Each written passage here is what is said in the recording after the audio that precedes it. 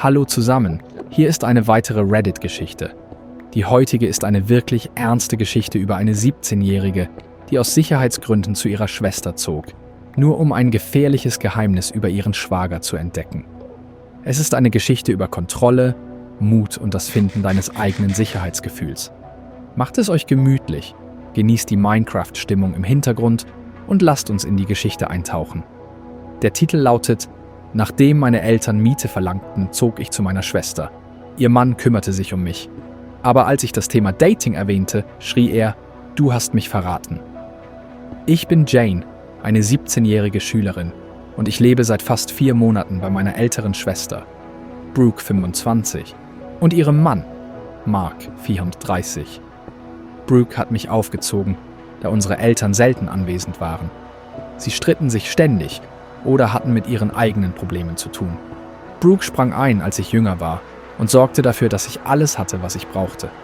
Sie half mir bei meinen Hausaufgaben, sorgte für Mahlzeiten und nahm an meinen schulischen Veranstaltungen teil.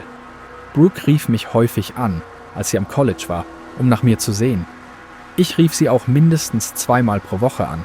Sie erzählte mir von ihrer Schule, ihrem Teilzeitjob und dann von Mark, einem Typen, den sie kennengelernt hatte. Die Art, wie sie über ihn sprach, ließ ihn makellos erscheinen. Sie erzählte mir, wie er ihr einfach so Blumen schenkte, sie an wundervolle Orte mitnahm und sie sehr gut behandelte. Nachdem ich beobachtet hatte, wie unsere Eltern miteinander umgingen, wurde mir klar, dass es ausgezeichnete Beziehungen gab. Brooke und Mark verlobten sich, nachdem sie ihren Abschluss gemacht hatte, und sie heirateten vor 2 Jahren. Ich nahm an all ihren wichtigen Veranstaltungen teil und lernte Mark sehr gut kennen. Er schien ein netter Kerl zu sein, und ich sah zu ihm als älteren Bruder auf. Wenn sie zu Besuch kamen, machte er immer Witze und brachte Geschenke mit. Er schien Brooke glücklich zu machen, was für mich das Wichtigste war. Vor 3 Monaten lief zu Hause alles schief. Meine Eltern sagten mir, ich müsste anfangen, Miete zu zahlen, wenn ich dort bleiben wollte. Ich arbeitete auf einer Pferderanche und genoss es sehr. Ich durfte mit den Pferden arbeiten und kostenlose Reitstunden nehmen, und die Besitzer waren sehr zuvorkommend zu mir. Das Problem war, dass die Vergütung niedrig war, und wenn ich das bezahlte, was meine Eltern erwarteten, hätte ich nicht genug Geld für irgendetwas anderes. Ich hätte einen zweiten Job gebraucht, was bedeutete, das Anwesen zu verlassen. Ich erzählte Brooke von dem Vorfall während eines unserer Telefonate. Sie sprach mit Mark und sie boten an, mich bei ihnen wohnen zu lassen, bis ich die Highschool beendete. Sie hatten ein Gästezimmer und Mark arbeitete von zu Hause aus für das Geschäft seiner Familie. Also war immer jemand da. Ich weinte vor Dankbarkeit. Als ich einzog, informierten mich Brooke und Mark, dass sie aufregende Neuigkeiten hatten. Brooke war schwanger. Ich war ziemlich aufgeregt für sie. Brooke sagte, dass sie bereits 2 Babys verloren hatte. Also war dieses Risiko hoch. Der Arzt hatte ihr geraten, Stress zu minimieren und es ruhig angehen zu lassen. Mein Autoproblem wurde kurz nach meinem Einzug schwierig. Das Auto, das ich fuhr, gehörte meinen Eltern und sie nahmen es zurück, als ich auszog. Es machte mir nichts auszulaufen, aber die Range war etwas weit von ihrem Haus entfernt. Mark bestand darauf, mich zur Schule und zur Arbeit zu fahren. Er antwortete, dass es kein Problem sei, da er von zu Hause aus arbeitete und seinen eigenen Zeitplan wählen konnte. Jeden Tag ging Mark morgens ins Fitnessstudio, kam zurück, um zu duschen und fuhr mich dann mit einem Starbucks-Getränk, das er für mich mitnahm, zur Schule. Dann holte er mich von der Schule ab, fuhr mich zur Arbeit und holte mich nach dem Ende meiner Schicht wieder ab. Ich war sehr dankbar für all seine Fahrten für mich. Während unserer Autofahrten diskutierten wir eine Vielzahl von Themen.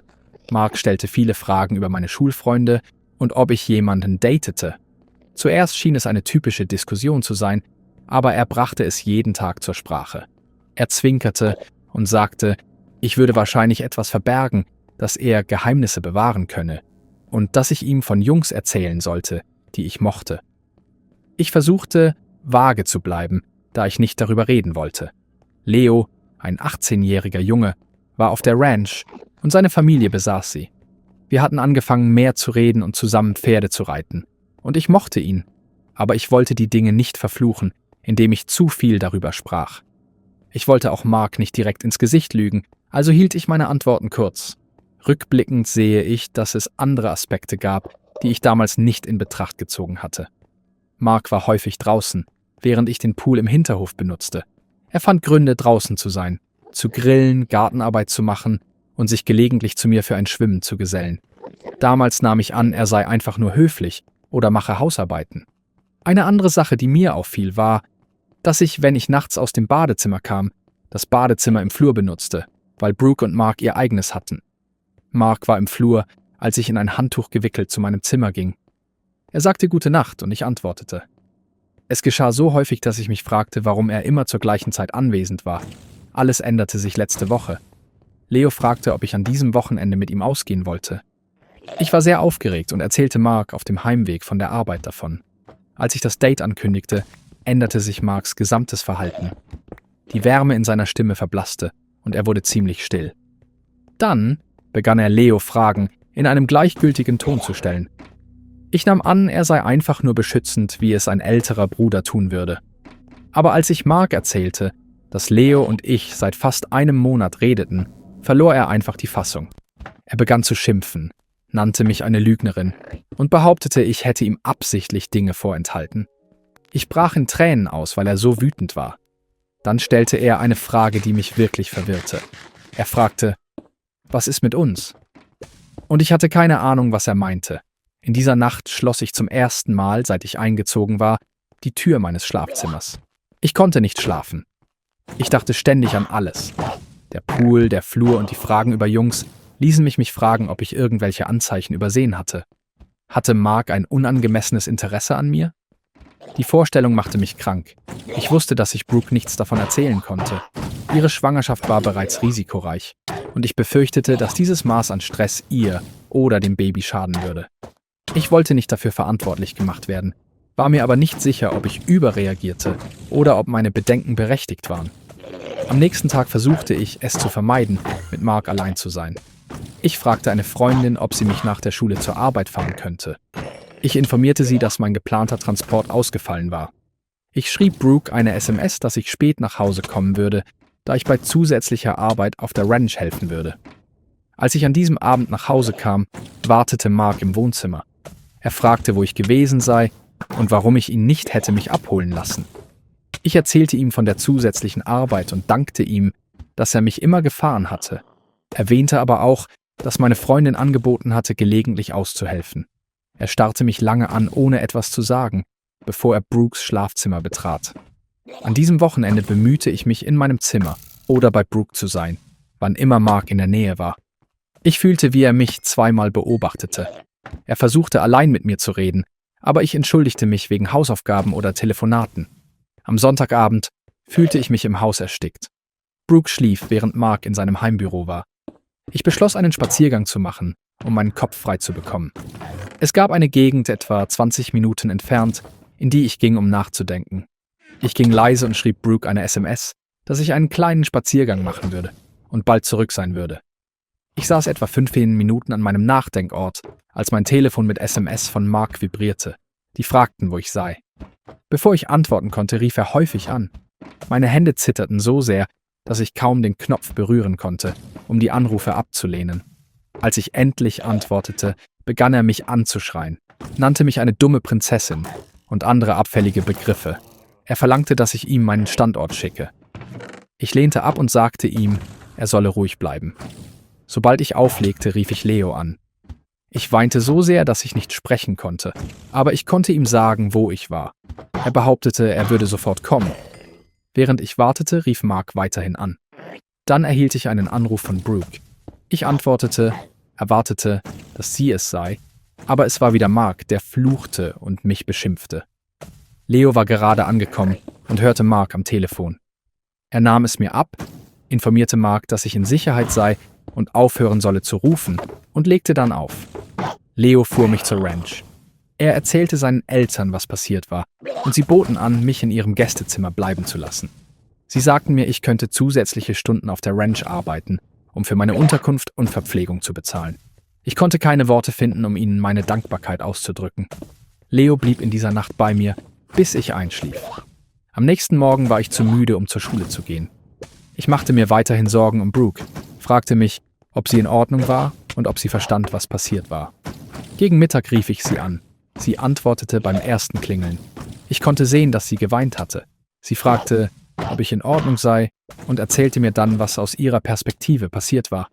Sie behauptete, sie sei in der Nacht zuvor aufgewacht, als Mark schrie, aber sie hatte so getan, als würde sie schlafen. Sie hatte ihn gehört, wie er ihr Handy stahl und das Haus verließ. Als er später zurückkam, fragte sie, was los sei, und er explodierte, zertrümmerte einen Stuhl und schlug ein Loch in die Wand. Sie a dit qu'elle ne l'avait jamais vu aussi en colère auparavant. Il est reparti après cela. Quand il est parti, elle a vérifié son téléphone, a vu les appels vers moi et a contacté une amie pour qu'elle vienne la chercher. Elle a essayé de m'appeler après son départ, mais j'étais déjà endormi. Je me suis excusé de n'avoir rien dit plus tôt. J'ai dit que j'étais préoccupé par sa grossesse et que je ne voulais pas lui causer de stress. Nous avons toutes les deux pleuré au téléphone. Elle m'a informé qu'elle était retournée vivre chez nos parents, qui, de manière surprenante, ont proposé de la laisser rester sans payer de loyer pour l'aider avec le bébé. C'était ironique. S'il m'avait fait la même offre 3 mois auparavant, rien de tout cela ne se serait produit. Je suis au ranch depuis 1 semaine maintenant. Les parents de Léo ont été extrêmement généreux et je travaille des heures supplémentaires pour augmenter mes revenus. Léo et moi prenons les choses lentement, mais c'est bon d'avoir quelqu'un qui me met à l'aise. Je ne suis pas sûr de ce qui se passera ensuite avec Brooke et Mark, mais je suis soulagé que nous soyons toutes les, on est contourné, 2 loin de lui maintenant. Merci d'avoir tout lu. Tout conseil serait grandement apprécié. Truyao. Mise à jour cela fait 3 semaines que tout s'est passé et beaucoup de choses ont changé. Tout d'abord, je voudrais remercier tous ceux qui ont laissé des commentaires sur mon premier post. Pendant une période aussi difficile, vos encouragements et vos conseils m'ont été extrêmement utiles. Brooke et moi nous sommes rencontrés pour le déjeuner la semaine dernière. Elle semblait épuisée mais déterminée. Nous avons parlé pendant des heures, nous mettant au courant de tout ce qui s'était passé depuis cette nuit-là. Elle m'a informé qu'elle avait déposé une ordonnance de non-communication d'Oxford contre Mark après qu'il a continué de se présenter chez nos parents en tentant de lui parler. Selon Brooke, il a d'abord été désolé, affirmant qu'il était simplement préoccupé par ma sécurité lorsque je suis allé me promener cette nuit-là. Mais quand elle lui a dit qu'elle savait ce qu'il m'avait dit au téléphone, il a révisé sa version. Mark a commencé à dire à Brooke que je flirtais avec lui depuis des semaines et que je fabriquais des choses pour causer des problèmes dans leur mariage. Il a affirmé que j'étais jalouse de leur relation et du bébé. Brooke ne l'a pas cru. Elle a déclaré que la façon dont il a réagi cette nuit-là révélait son vrai caractère et elle n'allait pas le laisser l'influencer. Ce qui m'a vraiment étonné, c'est l'aveu de Brooke que Mark avait été autoritaire. D'une manière que je n'avais jamais vue. Elle n'était pas autorisée à sortir avec des amis sans lui. Il vérifiait fréquemment son téléphone et l'interrogeait sur chaque SMS et chaque conversation téléphonique. Il suivait même combien elle dépensait et où. Elle a affirmé qu'elle s'était convaincue que c'était normal, car il exprimait toujours sa préoccupation pour son bien-être. L'ordonnance de non-communication de Brooke a été accordée après qu'elle a montré au juge les SMS que Mark lui avait envoyés après son départ. Elle ne m'a pas dit ce qu'il disait, mais je pouvais voir à son expression qu'ils étaient des méchants. Le juge a ordonné à Mark de rester à au moins 100 yards de Brooke et de moi. Nous avons également élaboré un plan pour récupérer nos affaires de la résidence. Le mari de l'amie de Brooke, Olivia, travaille comme agent de sécurité et il a accepté de nous accompagner avec mon père. Nous avons prévu une date où nous savions que Mark assisterait à une réunion de travail. Le jour où nous sommes allés récupérer nos affaires était angoissant. Nous sommes arrivés tôt, avons accédé à la clé de Brooke et avons travaillé rapidement. Papa et le mari d'Olivia ont surveillé pendant que Brooke et moi emballions nos essentiels. Nous avons simplement retiré ce qui était définitivement à nous. Vêtements, effets personnels et documents. Brooke a posé son alliance de mariage sur le comptoir de la cuisine avec une note informant Mark que son avocat le contacterait concernant le divorce. Nous avions presque terminé quand la voiture de Mark est arrivée dans l'allée. J'ai eu l'estomac qui s'est noué. Il n'était pas censé être à la maison avant 1 heure de plus. Papa et le mari d'Olivia sont rapidement sortis pour le confronter, lui rappelant l'ordonnance de non-communication. Je pouvais voir Mark gesticuler violemment à travers la fenêtre, mais il est resté près de sa voiture. Brooke et moi avons terminé d'emballer aussi vite que possible et avons tout chargé dans nos véhicules. Alors que nous partions en voiture, j'ai remarqué que Mark nous regardait depuis l'allée. L'expression sur son visage m'a donné des frissons. Ce n'était pas de la peine ou du regret. La colère était à peine réprimée. Cette nuit-là, Mark a envoyé un courriel à Brooke. Elle me l'a transféré. Il a déclaré qu'il avait la preuve que j'avais agi de manière inappropriée avec lui et qu'il révélerait tout le monde si elle poursuivait le divorce. Brooke a répondu que toute preuve qu'il avait était déformée ou sortie de son contexte et que ces menaces étaient simplement la confirmation qu'elle avait pris la bonne décision. Le lendemain, Brooke a commencé à recevoir des appels d'amis communs, l'informant que Mark les avait contactés. Il racontait aux gens que Brooke l'avait abandonné à un moment difficile et que j'avais causé des problèmes dans leur mariage. Certains amis l'ont cru, tandis que d'autres étaient dubitatifs, en particulier ceux qui avaient personnellement été témoins de son comportement autoritaire.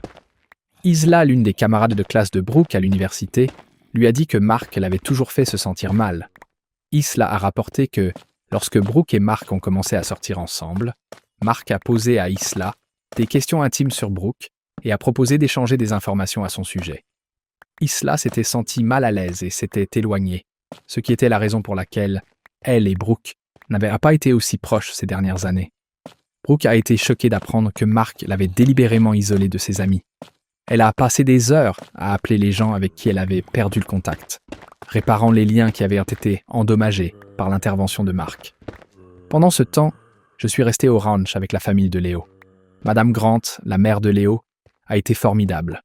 Elle m'a assuré que je pouvais rester aussi longtemps que j'en avais besoin et que je n'avais pas à m'inquiéter de tout payer tout de suite.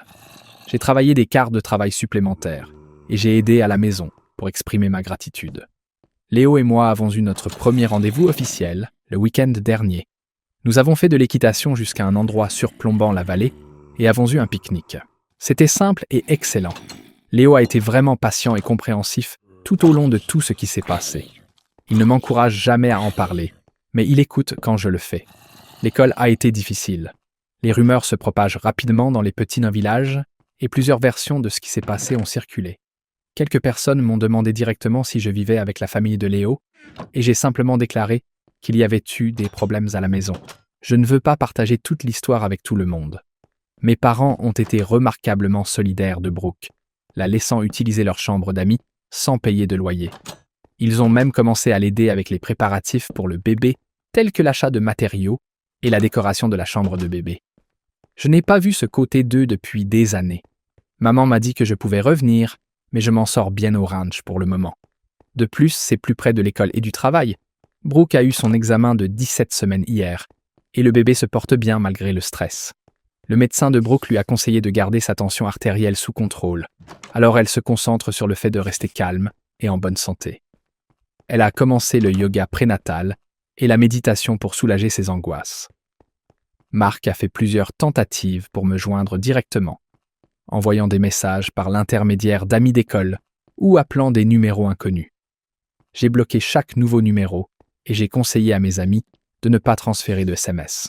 Le conseiller scolaire est au courant de la situation et a aidé à s'assurer que Mark ne puisse pas se présenter à l'école. Brooke a parlé avec un avocat de divorce qui se concentre sur les cas de conflits élevés. L'avocat lui a demandé de tout documenter et d'éviter tout contact direct avec Mark.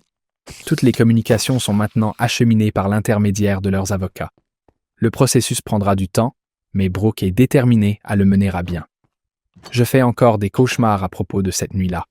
Dans mes cauchemars, je voyage seul et j'entends des pas derrière moi. Mais quand je me retourne, personne n'est présent. Puis j'entends la voix de Mark dire « Qu'en est-il de nous ?» Je me réveille généralement en sueur froide. Madame Grant m'a donné un attrape-rêve à placer au-dessus de mon lit. Je ne pense pas que cela fonctionne, mais le geste signifie beaucoup. Brooke et moi communiquons tous les jours maintenant. Nous avons convenu d'être absolument honnêtes l'une envers l'autre, peu importe à quel point la vérité peut être difficile.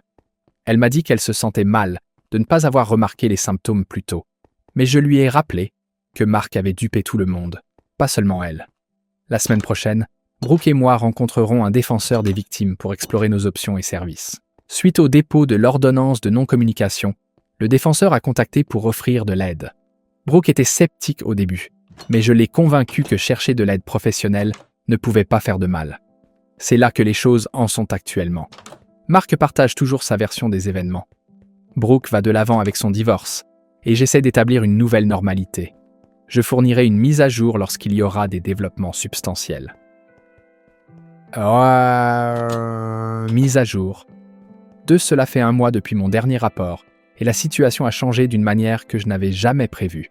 Je voudrais remercier tous ceux qui ont offert leur soutien et leurs conseils.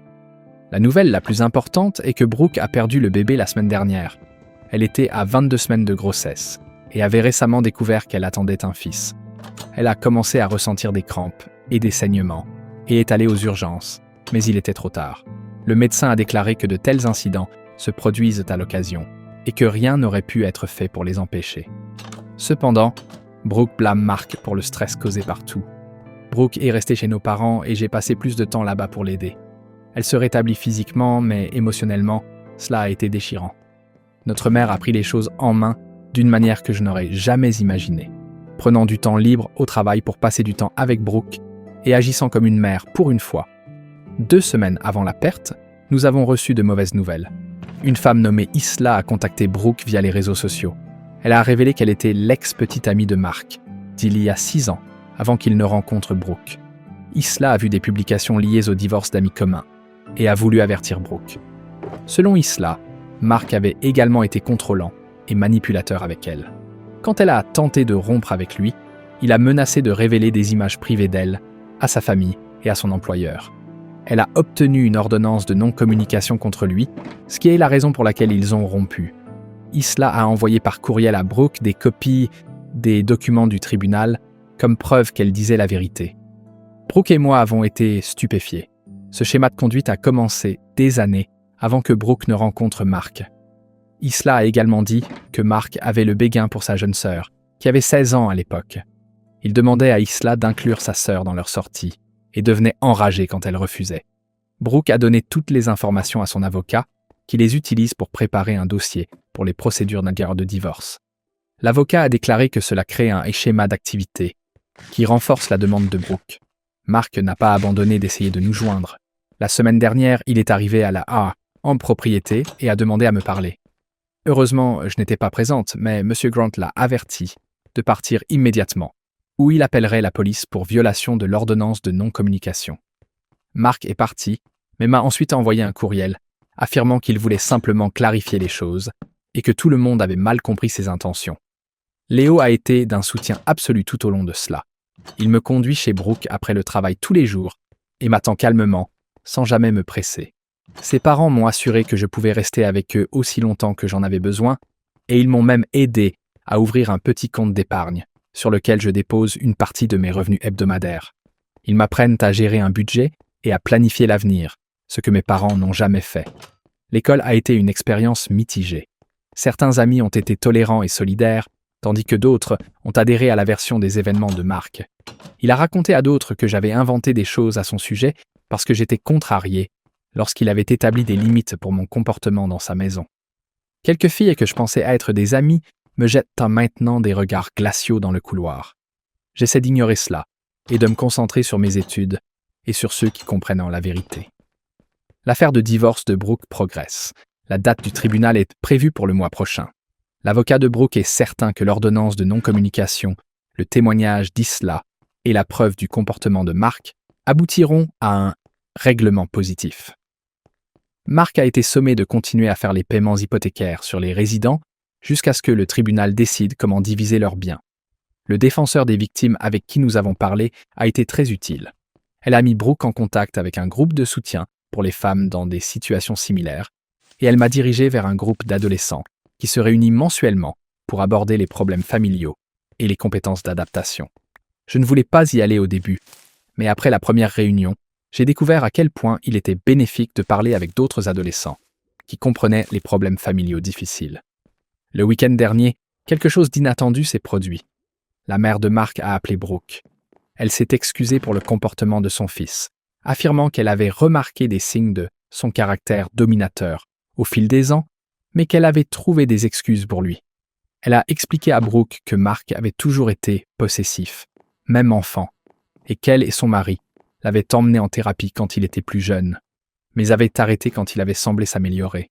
Elle s'est portée volontaire pour témoigner au nom de Brooke si nécessaire, ce qui pourrait être vital dans les procédures de divorce. Je fais moins de cauchemars, mais je me sens toujours anxieuse quand je suis seule dans des lieux publics. Léo m'a montré quelques compétences de base en autodéfense, ce qui m'a donné plus de confiance. La propriété est devenue mon refuge. Travailler avec les chevaux est thérapeutique, et le travail physique me permet de mieux dormir la nuit. Brooke envisage de déménager dans un nouvel endroit après que le divorce sera officiel. Elle a une offre d'emploi d'une entreprise à environ 1 heure de là et pense qu'un nouveau départ lui serait bénéfique.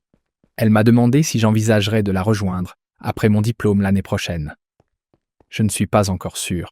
J'ai découvert quelque chose de formidable avec Léo et au ranch, mais je veux aussi aider ma sœur. Je n'ai pas à prendre cette décision tout de suite. Mark a envoyé un bel arrangement floral à la maison de nos parents pour Brooke, après avoir appris la fausse couche. Il y avait une carte affirmant qu'il était désolé pour sa perte, mais qu'il voulait toujours arranger les choses. Brooke a jeté les fleurs à la poubelle, sans hésitation. Elle a fait remarquer que tout homme qui peut torturer la jeune sœur de sa femme, puis la blâmer pour des problèmes conjugaux, ne mérite pas une seconde chance. La police a contacté Brooke hier parce que Mark a été vu conduisant lentement devant la maison de nos parents, ce qui a violé l'ordonnance de non-communication. Ils ont intensifié les patrouilles dans les environs, mais n'ont pas pu l'appréhender en raison d'un manque de preuves directes. Nous avons tous pris des précautions supplémentaires, comme verrouiller les portes et les fenêtres, et ne pas aller n'importe où seul. C'est là que les choses en sont actuellement. Brooke se rétablit physiquement et fait face à la perte du bébé, alors qu'elle se prépare pour sa date d'audience. Je m'installe dans mon nouvel emploi du temps au ranch et je me concentre sur la fin de l'année scolaire. Nos parents semblent prendre les choses en main et nous soutenir quand nous en avons le plus besoin. Et Mark reste autour des marges de notre vie, une menace dont nous ne pouvons pas tout à fait nous éloigner. Je fournirai une mise à jour après la date d'audience, ou plutôt, si quelque chose de notable se produit. Merci pour votre soutien et vos conseils continus. Abergia, mise à jour 3. Cela fait 3 mois depuis ma dernière mise à jour, et je suis heureuse d'annoncer que ce sera mon dernier post sur ce sujet. Tant de choses se sont passées, et la majorité d'entre elles ont été formidables.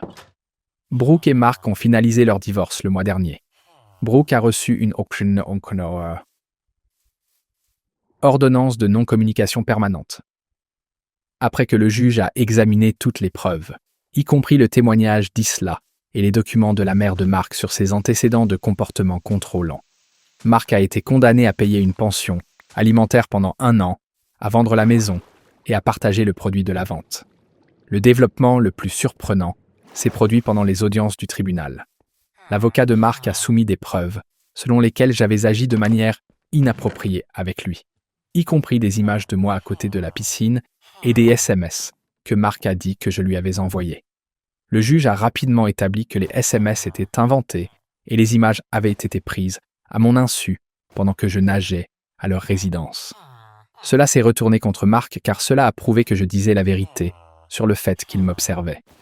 Le juge a transmis l'affaire au bureau du procureur de district pour d'éventuelles accusations criminelles, de fabrication de preuves et d'atteinte à la vie privée. Il y a 2 semaines, Mark a été arrêté pour avoir de nouveau enfreint l'ordonnance de non-communication. Il a été découvert garé devant le nouvel immeuble d'appartement de Brooke vers 2 heures du matin. Il fera face à une peine de prison réelle car il s'agit de sa 3e infraction. Son affaire judiciaire est le mois prochain. Et Brooke et moi témoignerons toutes les 2. Brooke a déménagé dans la ville voisine qui est à environ 30 minutes de là. Elle a acquis un bel appartement d'une chambre et a commencé une nouvelle carrière en tant que responsable de bureau pour une entreprise voisine. L'employeur a été très compréhensif de sa situation et offre des heures flexibles afin qu'elle puisse assister au traitement et aux comparutions devant le tribunal au besoin. Elle a également rejoint un groupe de soutien pour les femmes qui ont été dans des relations similaires, ce qui lui a été vraiment bénéfique. Je vis toujours au ranch avec la famille de Léo. Mes parents ont proposé de me laisser revenir à la maison sans payer de loyer, mais j'ai refusé. Les Grant m'ont apporté une stabilité et un soutien qui ont transformé ma vie. Madame Grant est devenue un mentor pour moi, m'éduquant sur l'élevage de chevaux et la gestion d'entreprise. Monsieur Grant m'aide à postuler pour des bourses d'études supérieures en mettant l'accent sur les collèges qui ont de solides programmes équestres. Léo et moi sortons ensemble officiellement depuis 4 mois maintenant. Il est doux et compatissant, ne me poussant jamais hors de ma zone de confort. Nous avons discuté de l'avenir, de l'université et des carrières, Et bien que nous prenions les choses au jour le jour, je peux voir une relation à long terme s'épanouir. J'ai obtenu mon diplôme du lycée le mois dernier. Brooke, mes parents et les Grant sont tous allés à la cérémonie. C'était la première fois depuis des années que mes parents mettèrent de côté leur dispute pour un événement familial. Ils ont tenté de reconstruire des relations avec Brooke et moi. Ma mère s'est excusée de ne pas avoir été plus présente pendant notre éducation et d'avoir mis Brooke en charge de m'élever.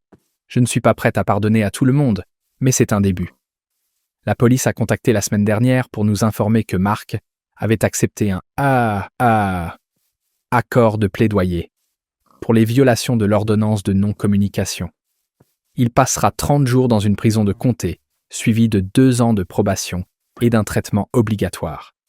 Bien que la peine ne soit pas longue, il est rassurant de savoir qu'il y aura des conséquences pour sa conduite et que son comportement sera surveillé à l'avenir.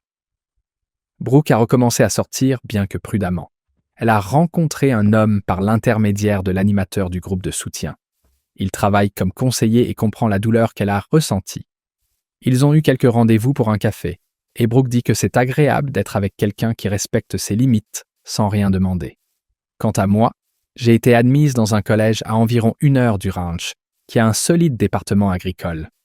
J'ai obtenu une bourse partielle, et entre cela, mes économies en travaillant au ranch et une petite contribution de mes parents, je devrais être en mesure de couvrir la première année sans contracter de prêts supplémentaires. Léo a l'intention de fréquenter la même école, d'étudier la gestion d'entreprise et de reprendre éventuellement les entreprises de son ranch familial. J'ai rejoint un groupe de soutien pour adolescents qui est devenu une partie vitale de ma vie. J'ai développé des amis qui comprennent les relations familiales délicates et nous nous aidons mutuellement à travers les moments difficiles. Le chef du groupe a conseillé que lorsque je serai dans le programme depuis un certain temps, je devienne conseillère entre pairs, ce que j'envisage vraiment. Les cauchemars ont majoritairement cessé. Je me sens toujours anxieuse par moments, surtout dans des situations qui me rappellent cette nuit avec Mark.